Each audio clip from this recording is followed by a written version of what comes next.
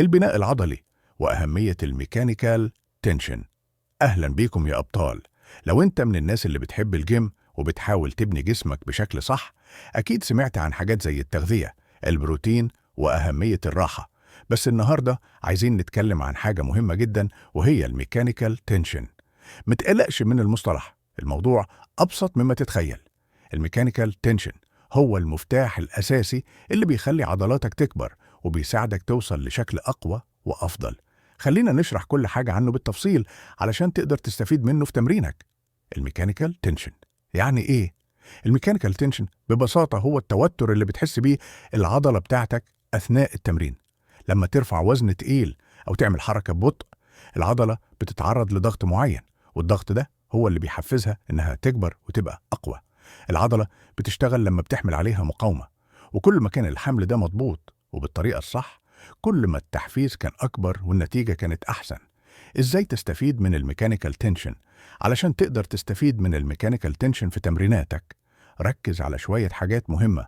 اختيار الوزن المناسب. لازم تختار وزن يخليك تحس إنك بتبذل مجهود، لكن مش لدرجة إنك متعرفش تكمل العدات بتاعتك. الوزن لازم يكون تحدي بس متناسب مع مستواك. التحكم في الحركة. لما ترفع الوزن خليه تحت سيطرتك. المرحلة اللي بترفع فيها المرحلة الإيجابية اعملها بتركيز، ولما تنزل الوزن المرحلة السلبية حاول تبطئ الحركة.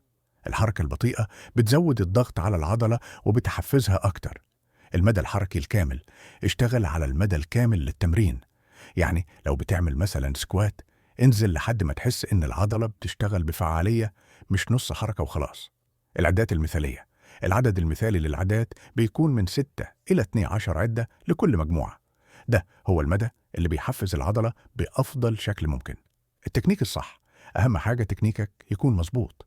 متحاولش تغش أو تستخدم عضلات تانية علشان تكمل الحركة. ركز على العضلة المستهدفة. ليه الميكانيكال تنشن هو المفتاح؟ الميكانيكال تنشن هو الأساس، لأنه بيحفز العضلة على النمو. لما بتتعرض عضلاتك لضغط مناسب، بتبدأ الألياف العضلية تتكسر، وده طبيعي.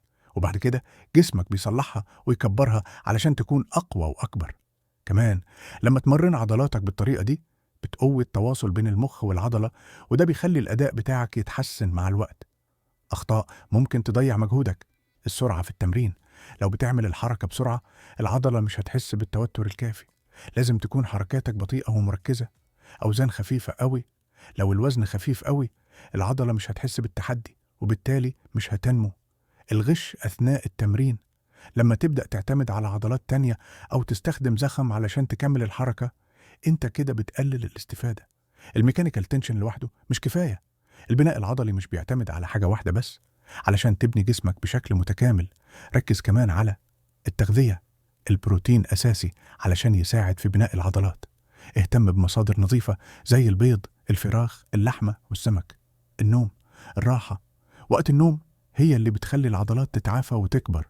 حاول تنام من الساعة 7 إلى الساعة 8 صباحا يوميا. التنوع في التمرين علشان جسمك ما يتعودش غير التمرينات كل فترة، واشتغل على زوايا مختلفة للعضلات. خلاصة الكلام، البناء العضلي مش بس رفع أوزان وخلاص. الموضوع محتاج شوية تركيز وصبر. ركز على الميكانيكال تنشن في كل تمرينة، وخليك ملتزم بنظام غذائي وراحة كويسة. كل عدة بتعملها هي خطوة لقدام.